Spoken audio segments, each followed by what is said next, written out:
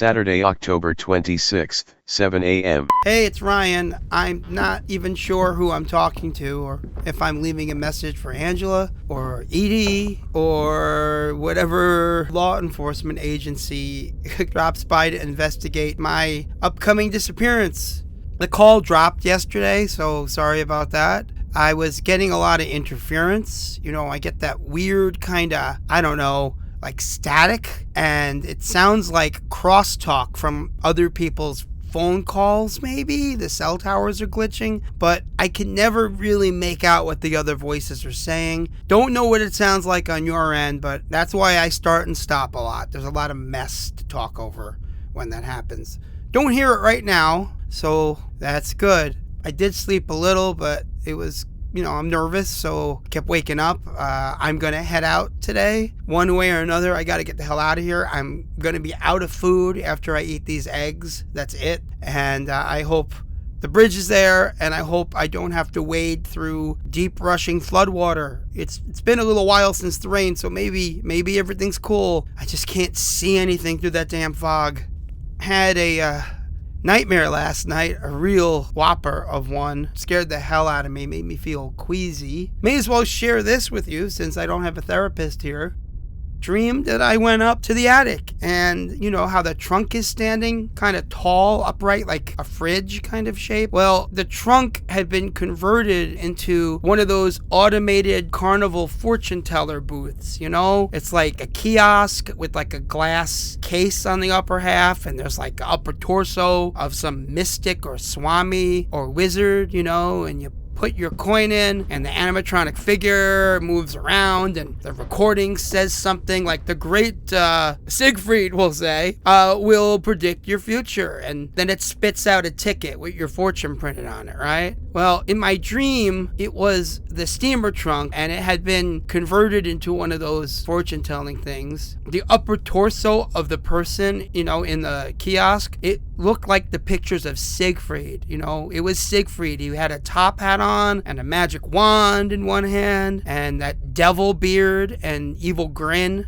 was carved into the mannequin's face. The outside of the kiosk was still made of the black leathery material that the trunk is made of, and it was spattered with dried blood. So in the dream, I put my coin in it, in the slot, and I was terrified to do it, but I knew that if I didn't do it, I would go through my whole life wondering what I would have learned if I'd have, paid for my fortune. So put the quarter in, and the animatronic came to life, and Siegfried, he spoke to me, and every once in a while he would change to somebody else. 1 minute he was Siegfried, and then he was Mr. Briggs, and another time he looked like an old photo that I had seen of Detective Morton from the old news clippings, and he kept changing to different people. A lot of them I didn't recognize, and his voice changed every time he changed to somebody else, but it was the same message, it was the same spiel, and it was that mantra,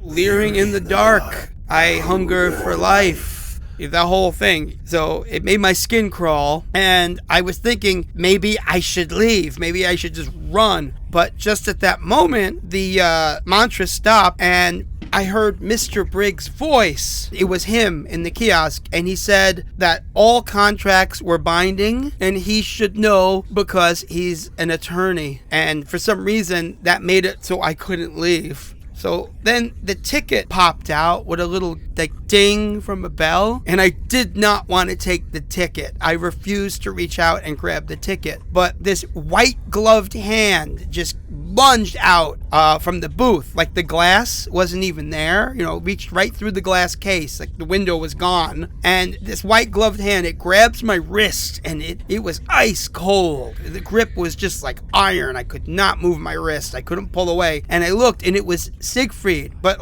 he looked dead. He was still all dressed up fancy for a show, but the tux was all like moth-eaten and had little tears and stains, and I could see all these weird bulges squirming under his skin, in his face, and under the fabric of his tuxedo. It was like something else was living under his skin, inside him, like maybe hundreds of little somethings. And his eyes, at first they were just like, I don't know, like cataract eyes, eyes, like blind fish eyes. And then they were gone, and they were just holes. And inside the holes in Siegfried's eye sockets, I want to say it was black, but it wasn't black. It was so dark. It was empty. It was like so dark it wasn't a color. It was just like looking into an infinity and knowing that it went on forever, and it was just cold emptiness and dead space. And the next thing I knew, I was holding the ticket in my hand. And I looked at the ticket, and all it had on it was a little spiral, like a little swirl, but it was drawn in blood, and it was fresh blood. It was running a tiny bit, and it was still staining the ticket. And I noticed that my fingertip had just recently been pricked, and there was a dab of blood on it. So I was thinking, oh my God, I just wrote my fortune on this ticket in my own blood, and it's just this enigmatic circle. And so I looked up to face Siegfried again, but he wasn't Siegfried anymore. He was me. I was looking at me in the glass booth, and my eyes were dead. They were glassy. It looked like I was a dead taxidermy person. And I wanted to scream, but I just couldn't bring myself to scream. And then the dead me in the fortune teller booth, it started to move like a kind of jerky movements, like a bad mechanical puppet. And it was laughing, but it wasn't my laugh. It wasn't my voice. It was something awful. I turned to run, and I fell into blackness, like this complete dark void, and I knew I had fallen into the same darkness that was in Siegfried's eye socket. I fell, and I just expected to keep falling until I hit some kind of hard pavement, and I would just splatter and die, but instead, I woke up into this nightmare, my living hell already in progress. Alright, that's enough story time. The sun's up.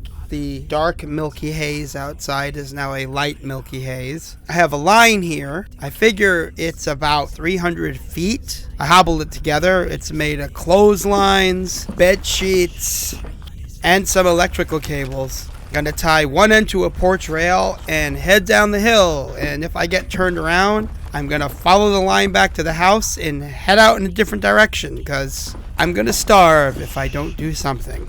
I'd say wish me luck, but depending on who's listening to this, you may very well hope they find a dead body at the end of this line. Whoever they might be. Goodbye. Edie. End of messages.